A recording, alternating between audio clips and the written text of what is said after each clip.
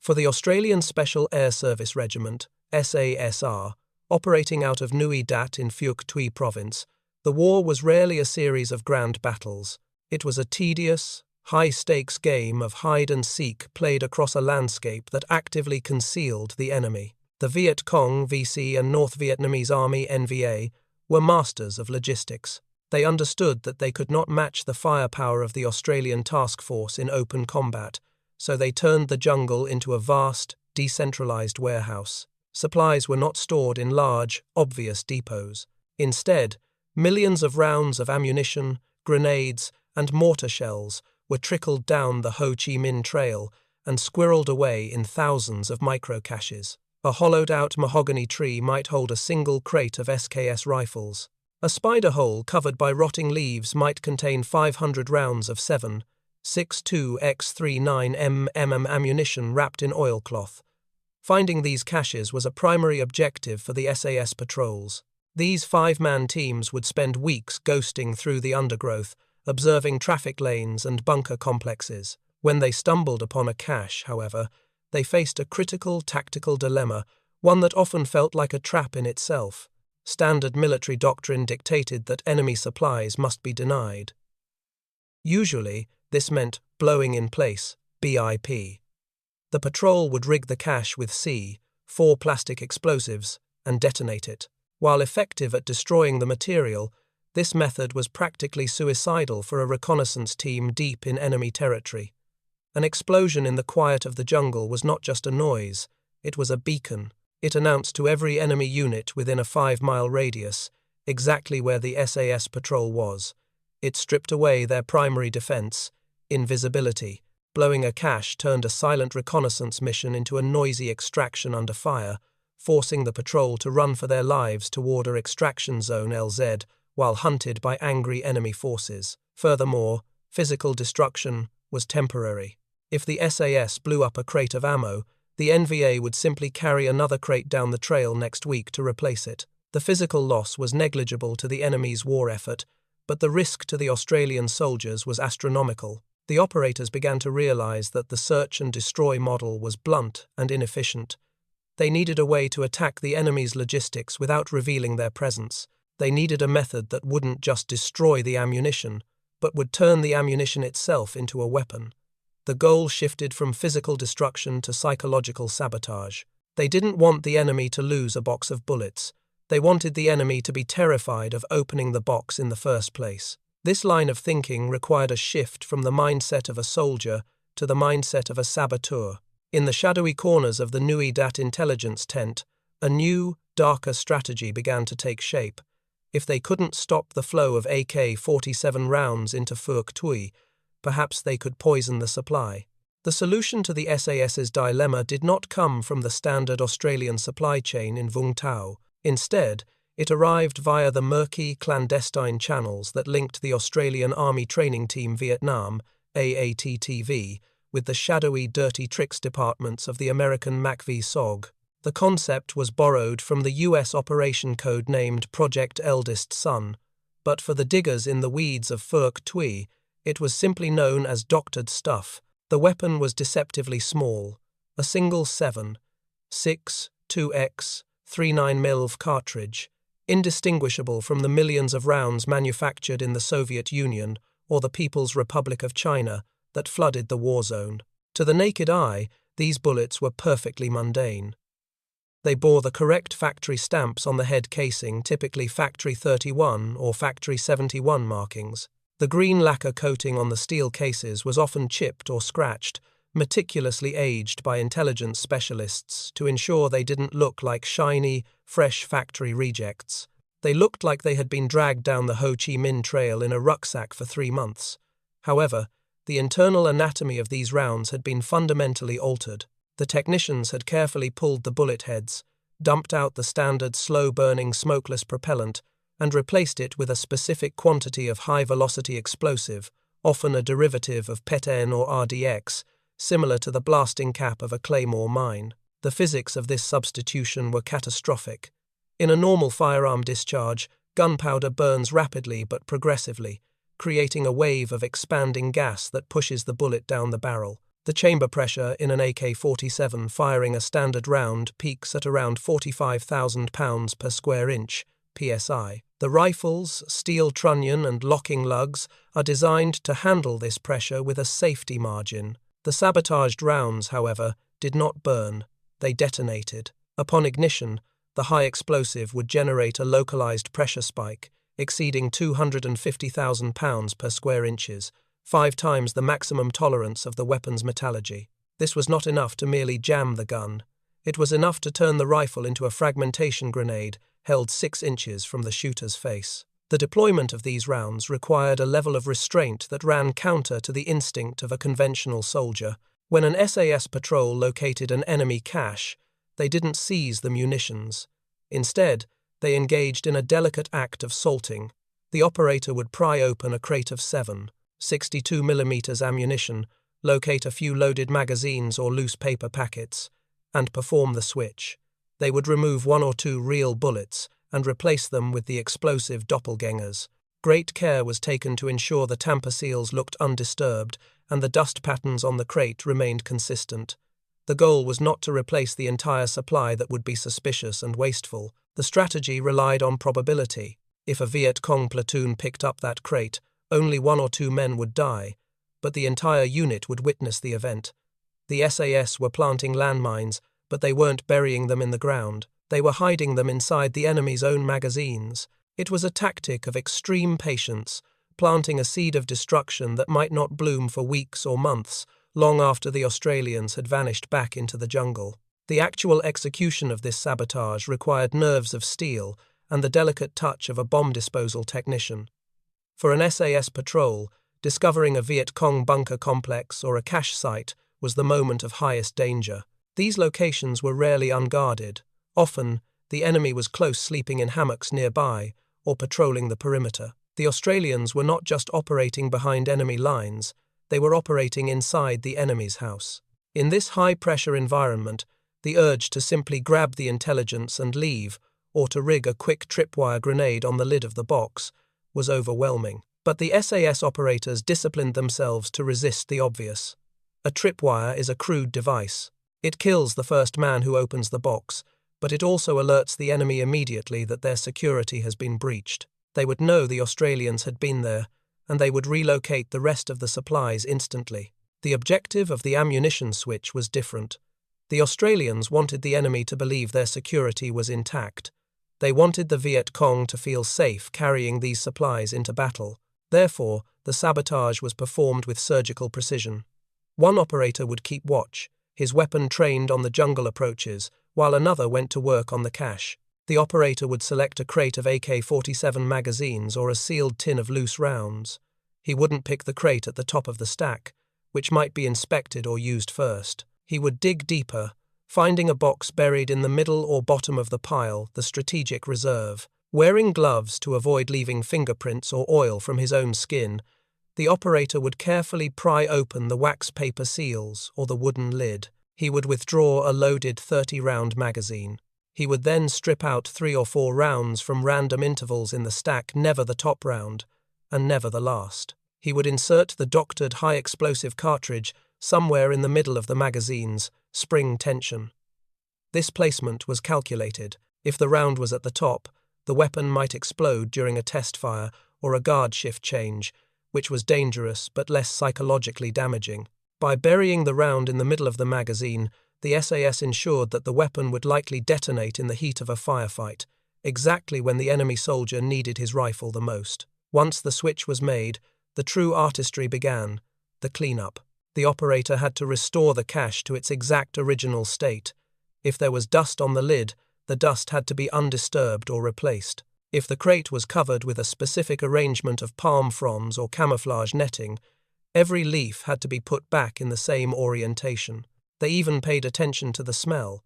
They avoided using insect repellent or Western soaps that might linger in the humid air of the bunker. When the patrol melted back into the jungle, they left nothing behind, no boot prints, no candy wrappers, and no tripwires. To the Viet Cong logistics officer, who would return hours or days later, the cache would look boringly perfect. The seals were unbroken, the stack was neat. The jungle was quiet. The Australians had not just planted a bomb, they had planted a lie. The trap was now set, and it required no batteries, no wires, and no trigger man. It simply waited for the victim to pull the trigger himself. The trap, once set, entered a period of dormancy. It could lie in wait for weeks, or even months.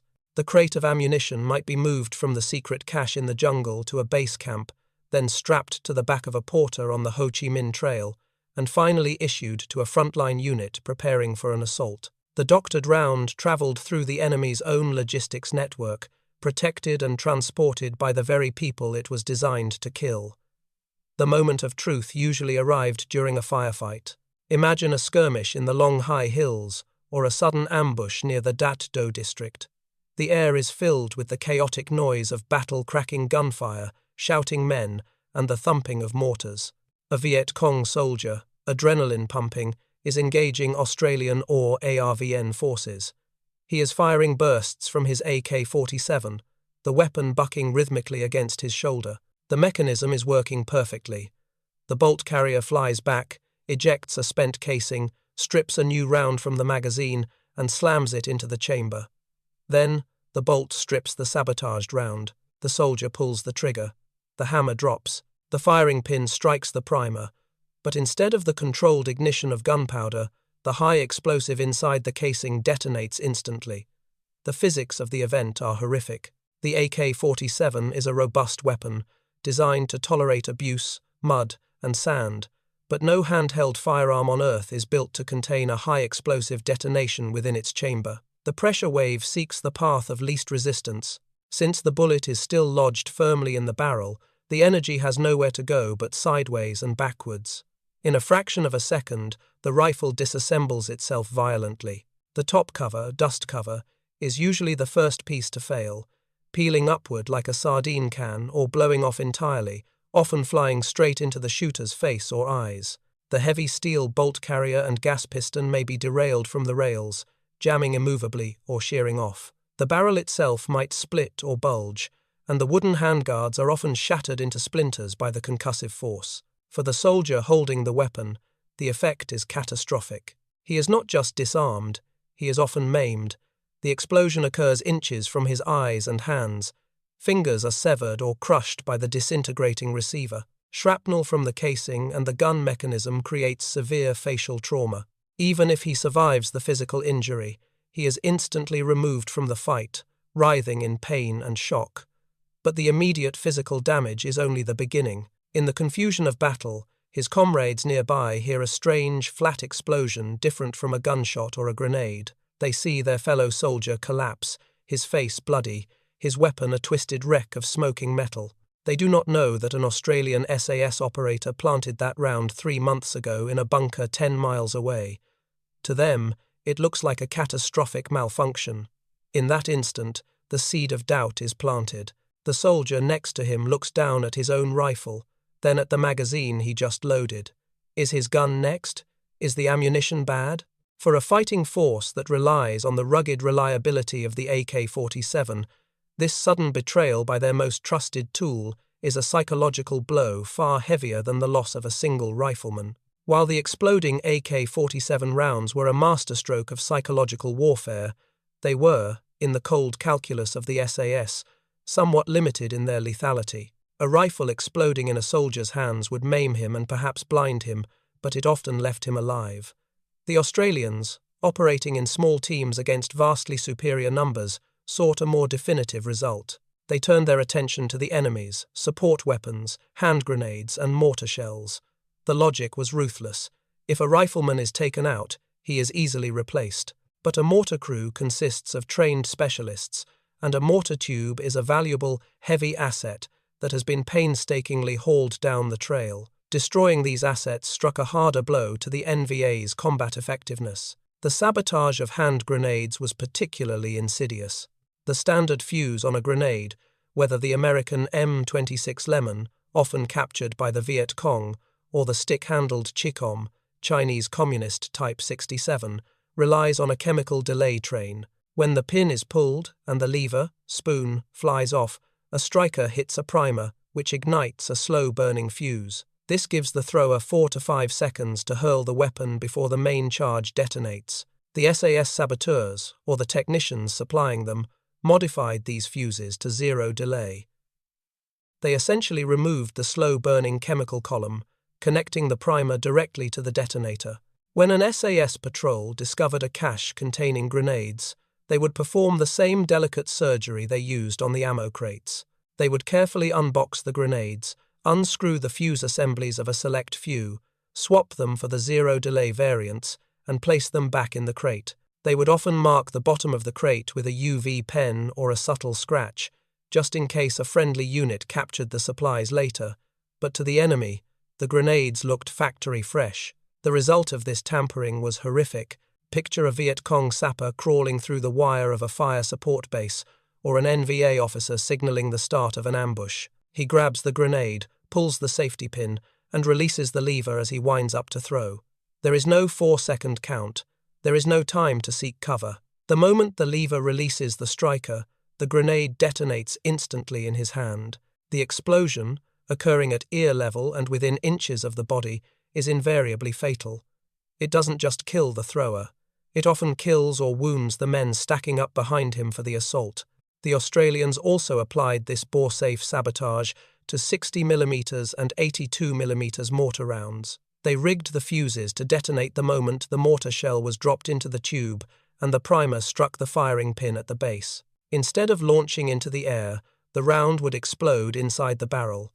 The devastation of a mortar in-tube explosion is absolute. It vaporizes the mortar tube and instantly kills the entire crew of 3 or 4 men serving the weapon. In one blinding flash, the enemy loses a squad of specialists and their heavy fire support. The accident leaves no forensic evidence, just a crater and twisted metal, leaving the surviving commanders to wonder if their crews were incompetent or if the ammunition manufacturing back in China was becoming fatally negligent. The true genius of the ammunition sabotage program lay not in the casualty statistics, but in the insidious paranoia it bred. In the grand calculus of war, the loss of a few dozen Viet Cong soldiers or a handful of mortar tubes was statistically negligible. But the erosion of confidence was catastrophic. The SAS had introduced a ghost into the enemy's machine, turning their most trusted asset, their weaponry, into a source of dread. Word travelled fast in the jungle. The Viet Cong and NVA communication networks were surprisingly efficient, relying on couriers and radio broadcasts to disseminate information. Soon, stories began to drift down the Ho Chi Minh Trail and circulate in the base camps of the Iron Triangle. They were whispered warnings about bad batches of ammunition, rifles that exploded in men's faces, and grenades that detonated instantly. Because the sabotage was done so cleanly, with no trace of Australian tampering, the enemy rarely concluded that they were under attack by commandos. Instead, they turned their suspicion inward and upward. The first casualty was the trust in their supply chain. NVA commanders began to suspect that the ammunition provided by their allies in the People's Republic of China was defective. Angry reports were filed, complaining of sabotage at the factory level or severe quality control failures. This sowed discord between the combat units on the ground and the logistical command in the north. Entire shipments of perfectly good ammunition were quarantined or discarded by NVA quartermasters out of fear that they contained the poisoned rounds. The SAS, by planting only a handful of explosive cartridges, effectively tricked the enemy into destroying tons of their own supplies. The second casualty was the morale of the individual rifleman. In combat, a soldier's relationship with his weapon is intimate. It is his lifeline. He must trust it implicitly. The sabotage shattered this bond. Soldiers began to look at their magazines with suspicion. They would nervously inspect cartridges, looking for signs of tampering, but the SAS technicians were too good. The doctored rounds were visually identical to the real ones. This uncertainty birthed a deadly hesitation. In a firefight, the difference between living and dying is measured in milliseconds. It is the time it takes to acquire a target and squeeze the trigger. But now, when a Viet Cong soldier raised his AK-47, a fraction of his mind was occupied by a terrifying question. Is this the one? That microsecond of flinching, that subtle wince before pulling the trigger, was exactly what the Australians wanted. It degraded the enemy's marksmanship, and aggression. An enemy who is afraid to shoot is an enemy who is already half defeated. Intelligence reports intercepted by MACV and Australian Signals Intelligence confirmed the success of the PSYOP. Documents captured from NVA political officers instructed troops not to use captured ammunition and to inspect their own stocks rigorously. Some units were even ordered not to use automatic fire, ostensibly to save ammo, but largely to minimize the catastrophic damage if a gun blew up. The jungle had always been a terrifying place, full of unseen dangers like malaria, tigers, and the silent Australian patrols. But now, the terror was in their own hands. The SAS had managed to hack the enemy's mind, creating a situation where the North Vietnamese soldier felt unsafe, even when he was armed to the teeth. The weapon was no longer a shield, it was a potential traitor. To fully appreciate the nuance of the Australian SAS operations, one must contrast them with their American counterparts. The United States Project Eldest Son was an exercise in industrial-scale sabotage. With the vast resources of the Pentagon and the CIA, MACV-SOG seeded thousands of explosive rounds across the Ho Chi Minh Trail. They used helicopters to dump rigged cases into the canopy, and indigenous hatchet forces to plant caches in Laos and Cambodia. It was a strategy of volume, a numbers game played across an entire theatre of war. The Australian approach in Phuoc Tuy province was fundamentally different. It was intimate, local, and surgical. The SASR did not have the logistical capacity to flood the jungle with fake ammunition. They didn't have fleets of black helicopters to drop supplies deep into enemy sanctuaries. Instead, every single round of sabotaged ammunition planted by the Australians was placed there by a human hand.